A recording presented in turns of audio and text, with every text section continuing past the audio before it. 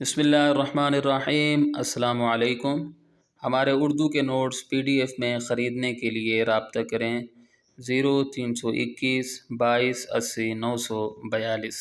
इंशाअल्लाह आज की वीडियो में मैं आपके सामने 9वीं जमात की उर्दू की नई किताब जो कि Punjab curriculum and text book board ने हाल ही में शाया की है और इंशाअल्लाह 2025 से पंजाब के स्कूलों में पढ़ाई जाएगी, उसके 18वें सबक यानी गज़ल गम है या खुशी है तू के मशक़ी सवालात के नहायत आसान जवाबात फ़राहम करूँगा।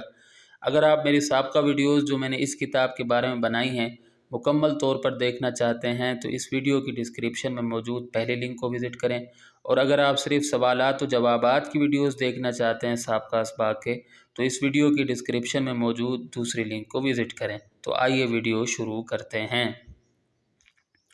सवाल अलिफ, शायर ने हर हाल में ज़िंदगी को कैसा करार दिया है? जवाब, शायर ने हर हाल में ज़िंदगी को महबूब से वाबस्ता करार दिया है।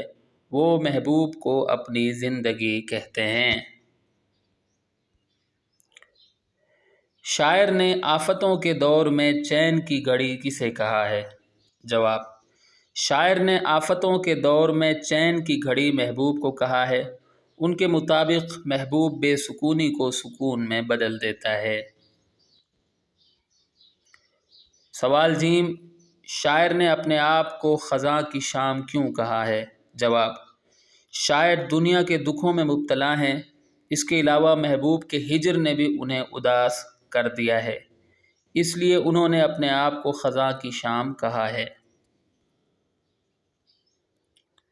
सवाल दाल, शायर ने अपने आप को दोस्तों के दरमियान वजह दोस्ती क्यों करार दिया है? जवाब, शायर अपने दोस्तों से बहुत मोहब्बत करते हैं, इस वजह से उनके दोस्त भी उन्हें अजीज़ रखते हैं, इसलिए उन्होंने अपने आप को दोस्तों के दरमियान वजह दोस्ती करार दिया है। सवाल है, शायर ने इस दियार में अपने आप को अजनबी क्यों कहा है? जवाब, शायर असलन इस दियार के नहीं हैं, वो किसी दूसरे शहर से आए हैं, इसलिए उन्होंने इस दियार में अपने आप को अजनबी कहा है। तो यहाँ आकर हमारी वीडियो इख्तिताम को पहुँचती है।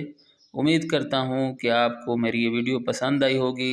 अगली वीडियो तक के लिए मुझे इजाज़त दें।